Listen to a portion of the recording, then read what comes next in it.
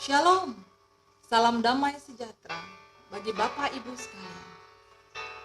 Puji dan syukur kita panjatkan kepada Allah Bapa kita di surga yang sudah memberikan kesehatan, kekuatan kepada kita semua. Dan bahkan pada hari ini kita dipertemukan dalam ruang virtual untuk bersama-sama beribadah, memuji Tuhan, menyembah Tuhan, dan mendengarkan firman Tuhan yang menjadi kekuatan bagi kita untuk melalui hari-hari kita. Bapak Ibu yang terkasih, marilah kita persiapkan hati dan pikiran kita agar kita dapat bersungguh-sungguh masuk dalam ibadah kita. Marilah kita bersama-sama menaikkan pujian kita. Hari ini kurasa bahagia.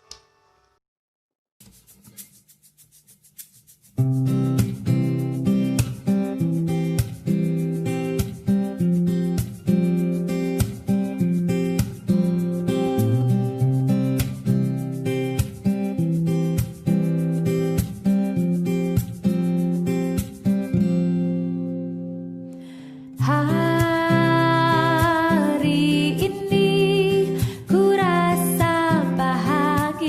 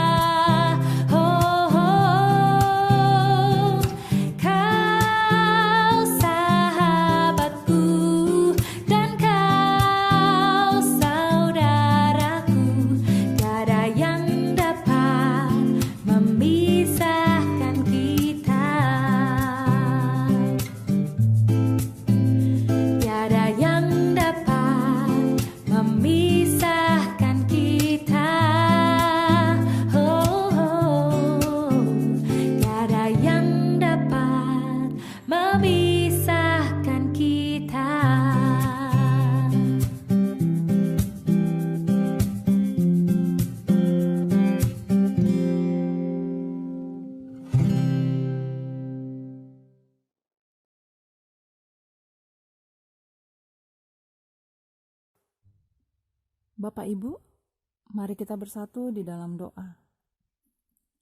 Allah Bapa kami yang bertahta di dalam kerajaan surga, kami mengucap syukur untuk berkat-berkat-Mu bagi kami. Terima kasih ya Tuhan untuk kesehatan yang masih kami nikmati, sekalipun di tengah-tengah pandemi virus corona saat ini. Kami terus menyerahkan kehidupan kami kepada-Mu ya Allah. Dalam ibadah kami saat ini, berikan kami hati yang tulus dalam memuji Engkau dan hati yang rindu mendengarkan firman-Mu. Berkati dan pakai Pendeta Alex Sardo dalam menyampaikan firman-Mu. Biarlah setiap kami Engkau bentuk seturut kehendak-Mu. Berkati ibadah kami ini, Tuhan. Biarlah apa yang kami kerjakan di sepanjang ibadah ini menyenangkan hati-Mu. Ampunilah kami atas dosa-dosa kami, agar kami layak menerima berkat-Mu. Dalam nama Tuhan Yesus, kami berdoa dan bersyukur. Haleluya. Amin.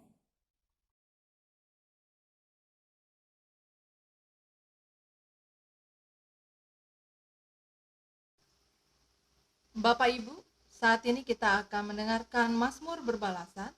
Namun sebelumnya, marilah kita naikkan pujian, ucap syukur pada Tuhan.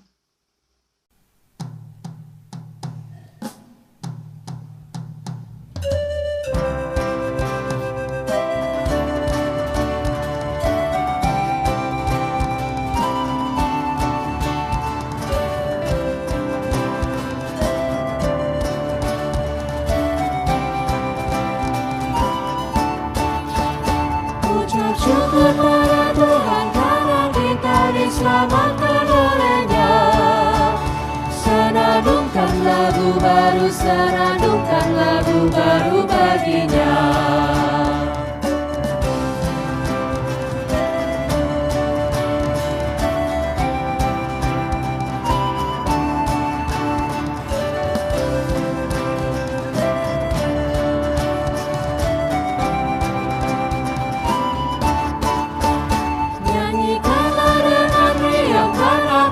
Setia Tuhan nyanyilah, senandungkan lagu baru, senandungkan lagu baru bagi-Nya.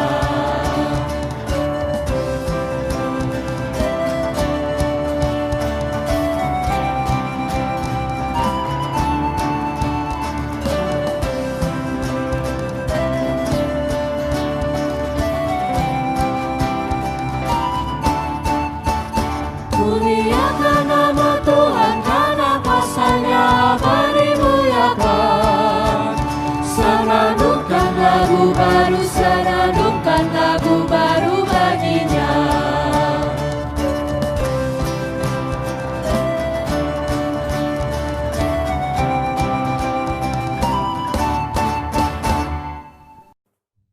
Pembacaan Mazmur kita pada saat ini terambil dari Mazmur 34 ayat 2-4. Aku hendak memuji Tuhan pada segala waktu. Puji-pujian kepada-Nya tetap di dalam mulutku. Karena Tuhan jiwaku bermegah. Biarlah orang-orang yang rendah hati mendengarnya dan bersuka cita. Muliakanlah Tuhan bersama-sama dengan aku. Marilah kita bersama-sama memasyurkan nama-Nya.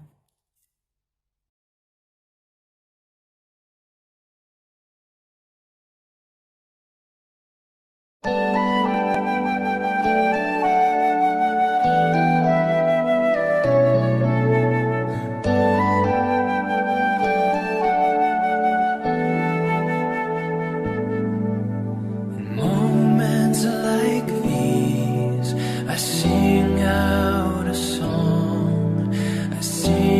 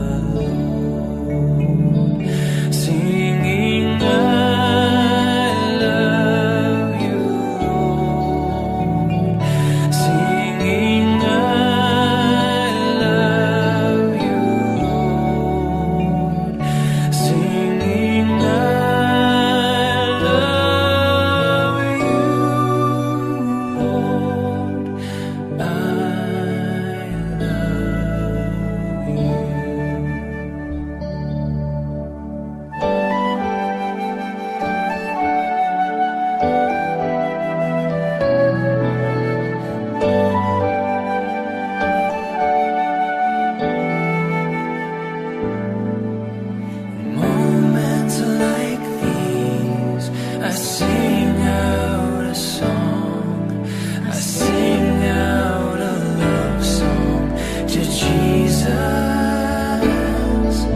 In moments like these, I lift up my hands, I lift up my hands to the Lord, singing I love you, Lord, singing I love you, Lord, singing I love you, Lord,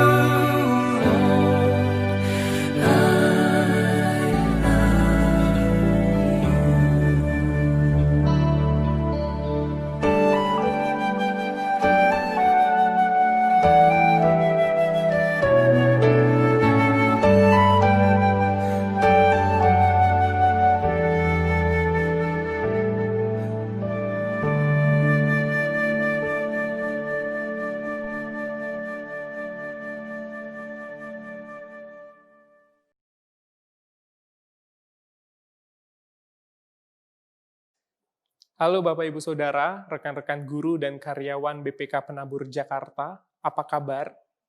Saya harap kita semua dalam kondisi yang baik di tengah situasi yang tidak selalu baik ini. Bapak Ibu Saudara, izinkan saya memperkenalkan diri. Saya Alexardo Cesario Saragi. Saya calon pendeta GKI yang saat ini sedang penempatan di Jemaat Pondok Indah. Saya membawa salam hangat dari seluruh majelis Jemaat GKI Pondok Indah untuk rekan-rekan semua. Bapak Ibu Saudara, sebelum kita membaca dan merenungkan satu bagian dari Sabda Allah, saya mengajak kita untuk bersama-sama berdoa. Mari kita bersatu di dalam doa. Ya Allah yang kudus, Sang sumber hikmat dan kebijaksanaan, di kesempatan yang baik ini kami ingin bersama dalam persekutuan kami membaca serta merenungkan sabda Tuhan. Mampukan kami ya Bapa untuk dapat melihat Tuhan dalam Alkitab yang akan kami baca, sehingga ketika kami mengangkat mata kami dari Alkitab kami dan memandang sekeliling kami, kami dapat melihat Tuhan hadir di sekitar kami. Mampukan hamba-Mu yang penuh dengan keterbatasan ini ya Bapa, untuk boleh menyampaikan permenungannya akan sabda Tuhan. Di dalam Kristus Yesus kami memohon pertolongan Roh Kudus. Amin. Bapak Ibu Saudara, saya mengajak kita untuk membuka satu bagian Alkitab kita dari Filipi pasal yang keempat, ayat yang pertama hingga ayat yang ke-9.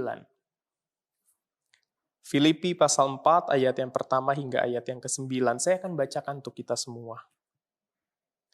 Karena itu, saudara-saudara yang kukasihi dan yang kurindukan, sukacitaku dan mahkotaku, berdirilah juga dengan teguh dalam Tuhan, hai saudara-saudaraku yang kekasih.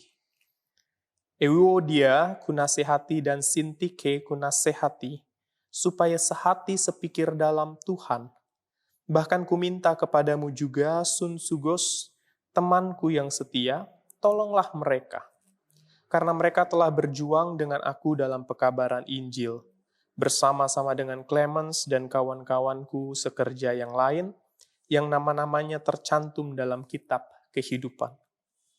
Bersukacitalah senantiasa dalam Tuhan, sekali lagi kukatakan bersukacitalah. Hendaklah kebaikan hatimu diketahui semua orang. Tuhan sudah dekat. Janganlah hendaknya kamu khawatir tentang apapun juga, tetapi nyatakanlah dalam segala hal keinginanmu kepada Allah, dalam doa dan permohonan dengan ucapan syukur. Damai sejahtera Allah yang melampaui segala akal akan memelihara hati dan pikiranmu dalam Kristus Yesus. Jadi akhirnya saudara-saudara, semua yang baik, semua yang benar, semua yang mulia, semua yang adil, semua yang suci, semua yang manis, semua yang sedap didengar, semua yang disebut kebajikan dan patut dipuji, pikirkanlah semuanya itu. Dan apa yang telah kamu pelajari, dan apa yang telah kamu terima, dan apa yang telah kamu dengar, dan apa yang telah kamu lihat padaku, lakukanlah itu. maka Allah sumber damai sejahtera akan menyertai kamu.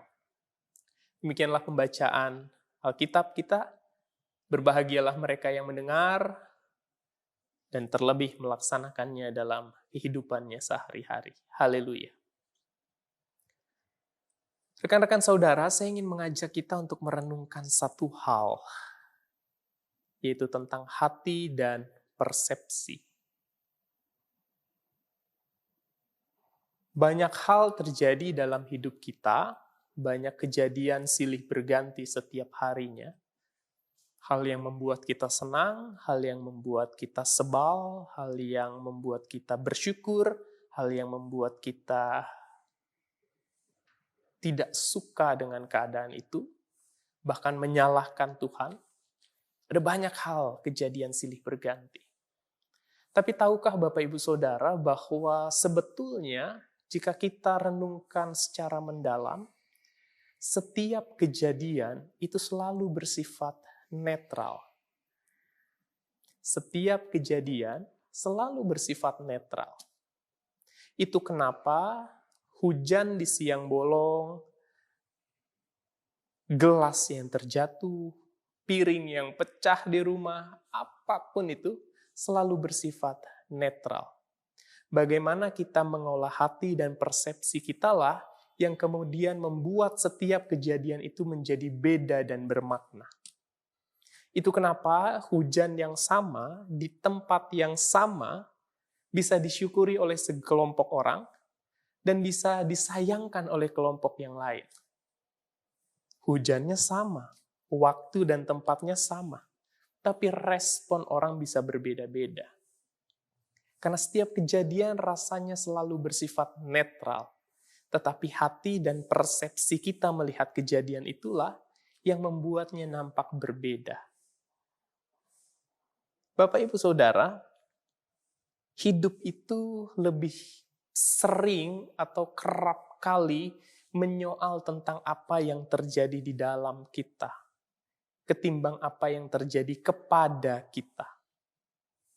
Seorang anak kelas 2 SD, ketika ia ingin menyeberang sepulang sekolah, dia digandeng oleh seorang satpam, lalu mereka belum melangkahkan kaki ke aspal, tetapi ada sebuah motor kencang sekali, anak-anak SMA yang belum punya SIM itu, lalu tidak memakai helm, lalu dia menabrak anak kelas 2 SD ini, lalu kakinya patah. Semua orang tahu bahwa anak SMA yang tidak berizin dan tidak menggunakan peralatan lengkap inilah yang menyebabkan hal itu. Maka banyak orang menyalahkan orang ini, bahkan ada yang memukulinya.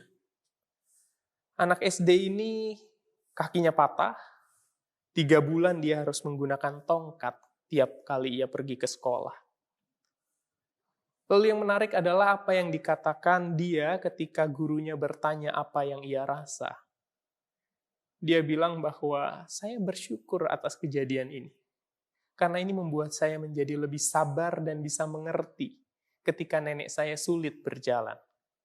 Jadi neneknya tuh pakai tongkat kalau kemana-mana. Bayangkan Bapak Ibu, anak yang sama dengan kejadian yang sama mungkin bisa berpikir lain.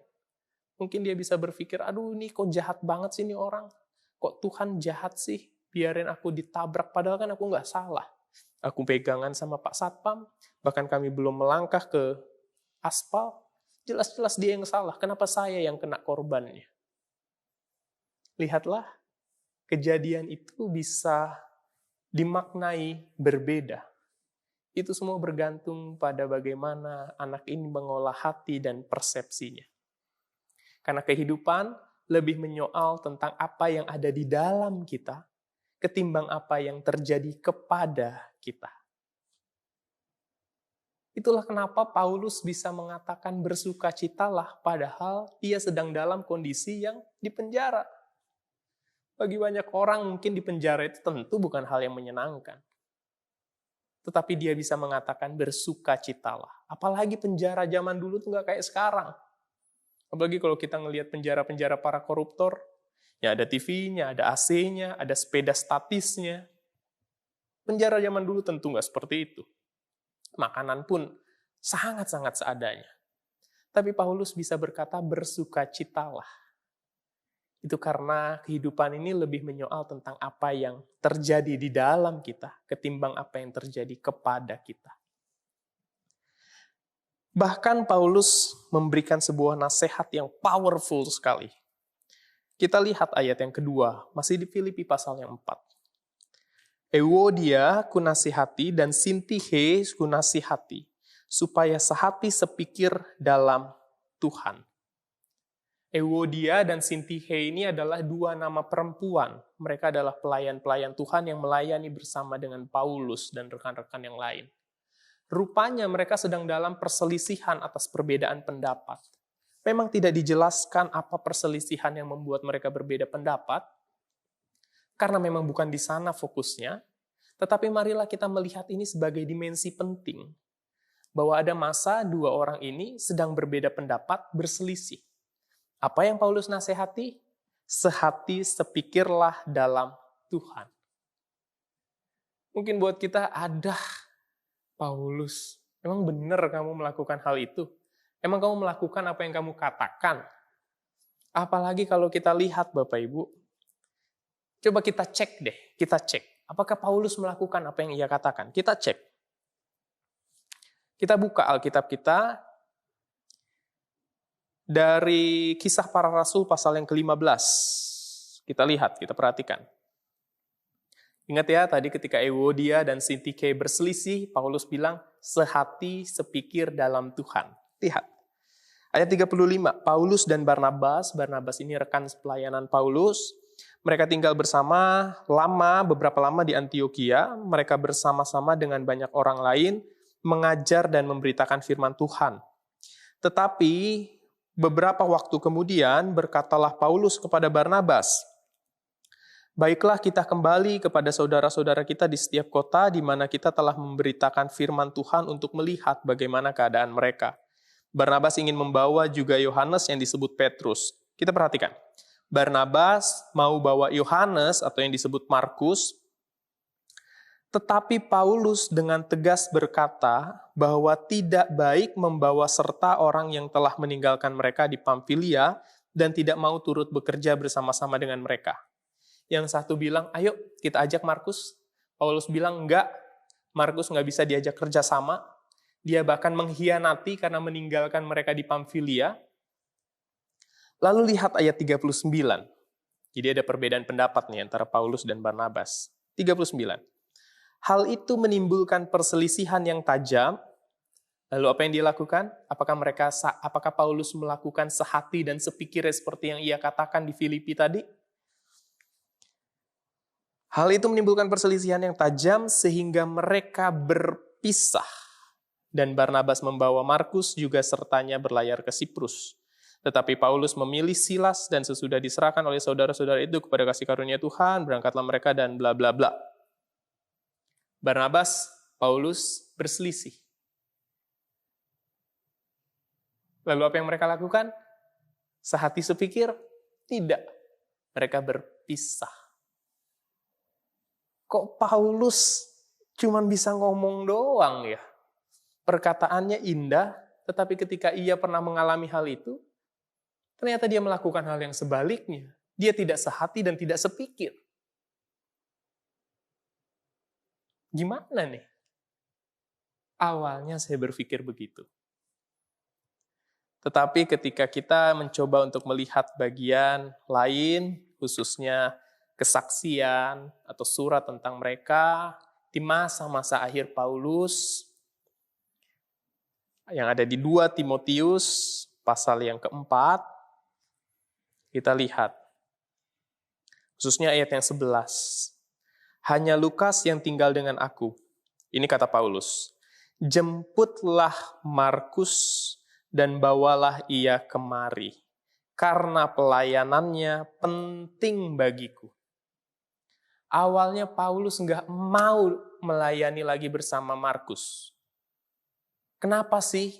Karena dulu salah satu panggilan Paulus adalah dia ingin memberitakan soal kebenaran itu ke semua orang. Bukan hanya orang Yahudi saja. Tetapi ketika mereka berada di Yunani bersama Barnabas, bersama Markus, Markus nampaknya tidak sepemahaman. Dia nampaknya belum mau untuk memberitakan Injil itu ke orang-orang Yunani. Menurut salah satu penafsir seperti itu, lalu akhirnya Markus pun memilih untuk meninggalkan mereka di Pamfilia. Itu kenapa Paulus kesel. Nggak usah lagi dia diajak, karena dia nggak bisa diajak bekerja sama. Tetapi di masa akhir hidupnya, Paulus mengatakan dan mengakui bahwa pelayanan Markus itu penting baginya.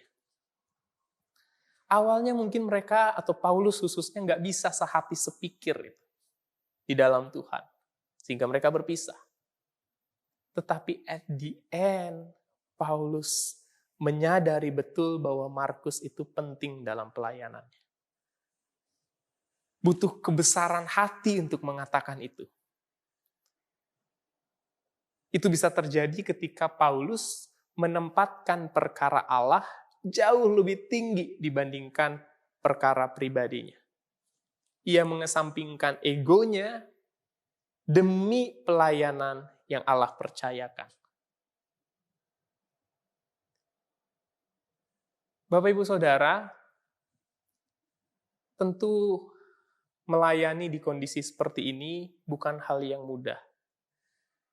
Saya menganggap apa yang kita lakukan bersama, Bapak Ibu melayani di bidang pendidikan, dan saya melayani di bidang pengajaran, keagamaan. Kita melayani Tuhan bersama-sama.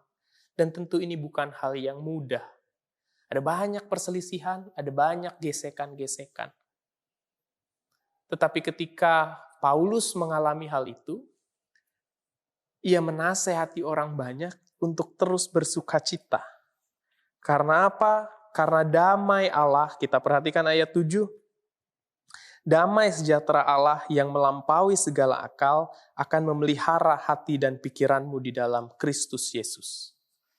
Sebesar apapun perselisihannya, sebesar apapun gap perbedaan pendapatnya, tetapi ketika kita menyadari betul bahwa kita sedang melayani Tuhan kita, melayani bersama, dan dengan kesadaran dan kerendahan hati kita mau sehati sepikir, maka damai sejahtera Allah yang melampaui segala akal akan memelihara hati dan pikiran kita di dalam Yesus Kristus. Izinkan saya men-sharingkan satu pengalaman saya yang sangat berkesan. Khususnya di awal-awal masa pandemi ini, Bapak Ibu, pelayanan di gereja itu kayak roller coaster. Ada banyak kebijakan-kebijakan yang tidak biasa yang harus diambil. Karena semua perubahan begitu cepat terjadi. Saya bersyukur di GKI Pondok Indah, saya calon pendeta ini bisa melihat bagaimana dinamika tim pendeta dalam menghadapi persoalan. Saya menyaksikan bagaimana di satu titik ada perbedaan pendapat di antara kami berenam. Yang satu berkata seperti ini, yang satu berkata seperti ini. Lalu WA group itu kemudian menjadi panjang sekali. Lalu apa yang kami lakukan? Salah seorang dari kami mengatakan, kayaknya kita harus ketemu nih. Kita nggak bisa nih kalau diskusi dalam kondisi begini, perbedaan pendapat, yuk kita selesaiin, kita duduk bareng, kita ketemu. Akhirnya di tengah pandemi itu kami memberanikan diri untuk datang ke gereja dengan segala ketakutan, masker, duduk jauh-jauh, lalu berbincang dengan hati yang terbuka. Dan sejak saat itu kemudian hal demi hal, perbedaan demi perbedaan bisa dihadapi dengan lebih baik.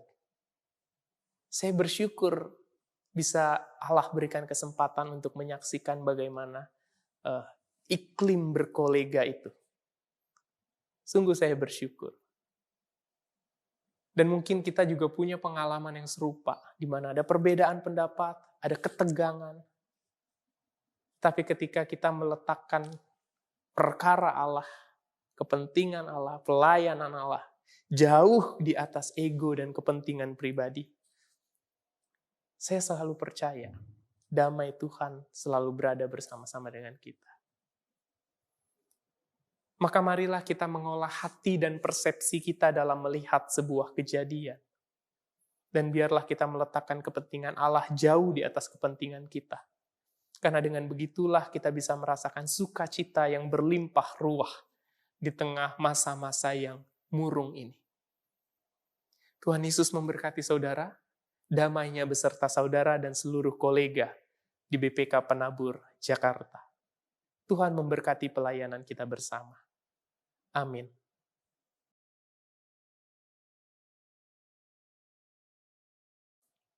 Bapak Ibu Saudara, saya mengajak kita untuk dengan kerendahan hati menghadap Tuhan dan menaikkan doa permohonan kita.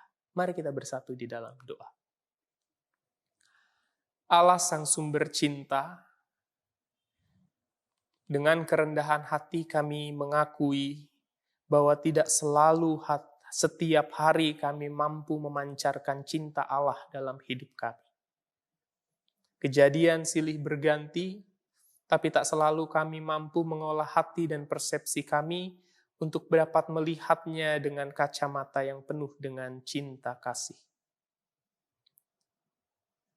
Di dalam dunia kami bekerja bersama dengan yang lain, perselisihan tidak dapat selalu kami hindari. Persoalan-persoalan kecil, perbedaan-perbedaan kecil maupun besar kami jalani.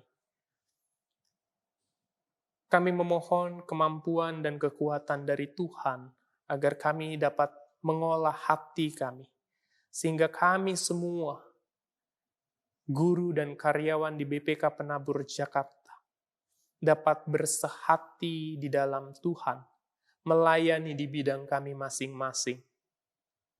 Mampukan kami ya Tuhan, untuk dapat bersukacita dalam setiap kondisi dan keadaan yang Tuhan izinkan terjadi dalam hidup kami. Dan di tengah persekutuan, peribadahan kami ini Bapa, kami ingin bersama menaikkan permohonan kami. Kami berdoa bagi bangsa dan negara kami di tengah situasi saat ini. Ketika kami mempertanyakan keadilan, ketika kebenaran tidak selalu terungkap, ketika orang mudah sekali terprovokasi, ketika mereka yang punya jabatan mungkin tak peduli dengan yang lain, atau ketika kami yang tahu kebenaran tapi memilih untuk diam.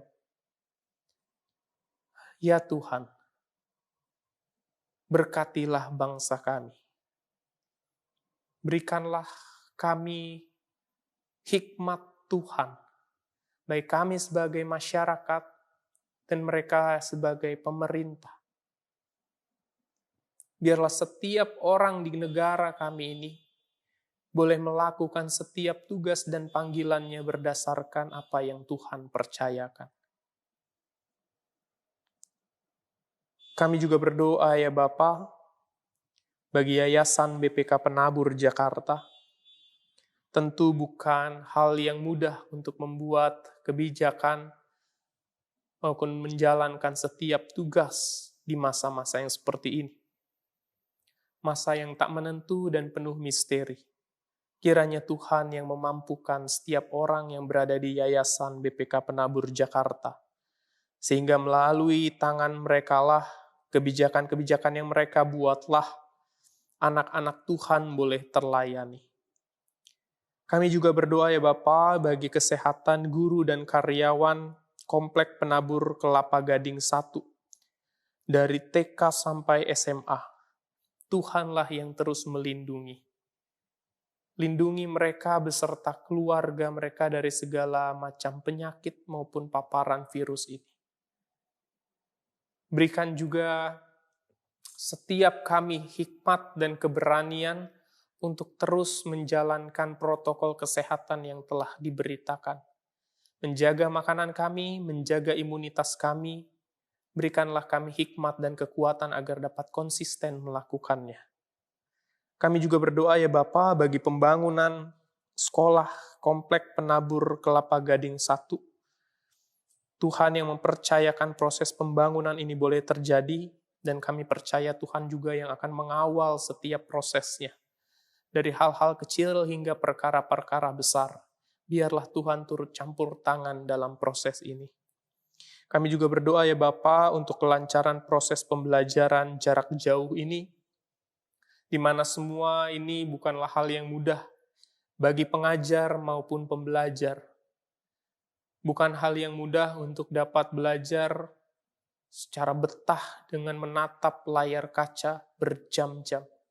Kiranya Tuhan memberikan kekuatan kepada para siswa sehingga mereka bisa terus fokus dalam proses pembelajaran ini.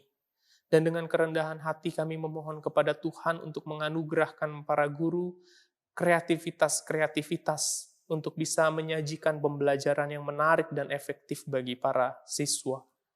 Kami juga berdoa ya Bapa untuk kesehatan siswa-siswa kami dan orang tua mereka. Kiranya Tuhan yang melindungi mereka terus. Juga pekerjaan para orang tua siswa. Tentu di masa seperti ini keadaan ekonomi tidak selalu baik. Kami memohon Tuhan yang mencukupkan setiap kebutuhan mereka. Biarlah Tuhan sebagai kepala keluarga boleh memelihara dan mencukupi setiap apa yang mereka butuhkan. Terima kasih ya Tuhan, ada begitu banyak hal yang ingin kami mohonkan, ingin kami sampaikan kepada Tuhan. Tetapi kami percaya Tuhan akan memberikan yang terbaik bagi kami. Di dalam Kristus Yesus, izinkanlah kami merangkum doa kami ini yang jauh daripada sempurna ke dalam doa yang Tuhan Yesus ajarkan kepada kami. Bapa kami ada di surga, dikuduskanlah namamu, datanglah kerajaan-Mu, jadilah kehendak-Mu di bumi seperti di surga. Berikanlah kami pada hari ini makanan kami yang secukupnya, dan ampunilah kami akan kesalahan kami, seperti kami juga mengampuni orang yang bersalah kepada kami. Dan janganlah membawa kami ke dalam pencobaan, tetapi lepaskanlah kami daripada yang jahat, karena Engkaulah yang punya kerajaan, dan kuasa, dan kemuliaan, sampai selama-lamanya. Amin.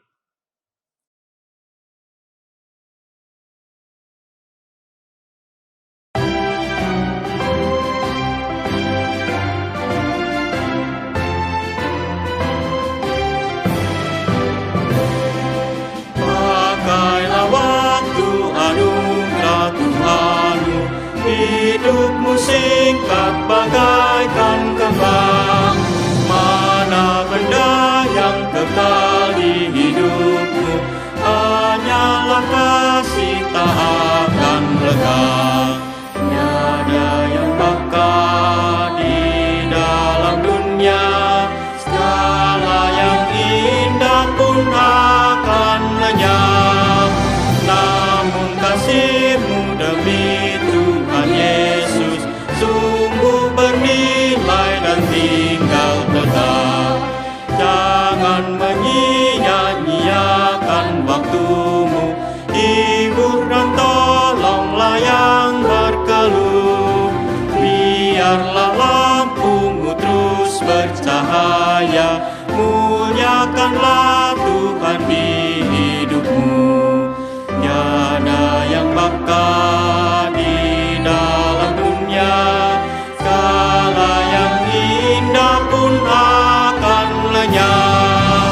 Namun kasih-Mu demi Tuhan Yesus sungguh bernilai dan tinggal tetap.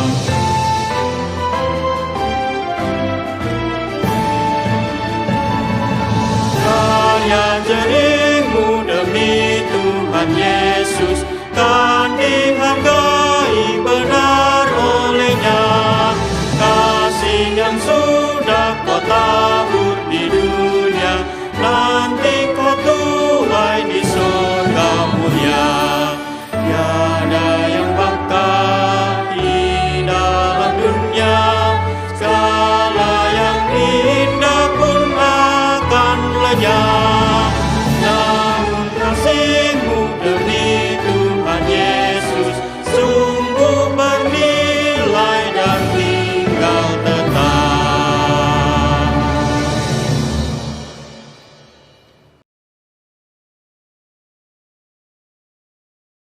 Bapak Ibu Saudara, mari kita mengakhiri ibadah ini dengan menerima berkat dari Tuhan. Kiranya Allah berjalan di samping kita sebagai sahabat untuk menemani perjalanan hidup kita.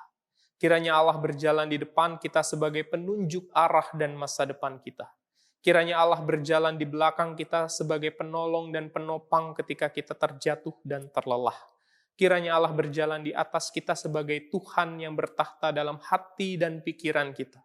Dan kiranya Allah Tritunggal Maha Kudus, Bapa, Anak, dan Roh Kudus, merengkuh kita dengan cinta, kasih, dan kesetiaan, sehingga setiap harinya kita mampu menampilkan dan mengolah hati dan persepsi kita, hingga orang lain dapat melihat Kristus di dalam kita. Amin.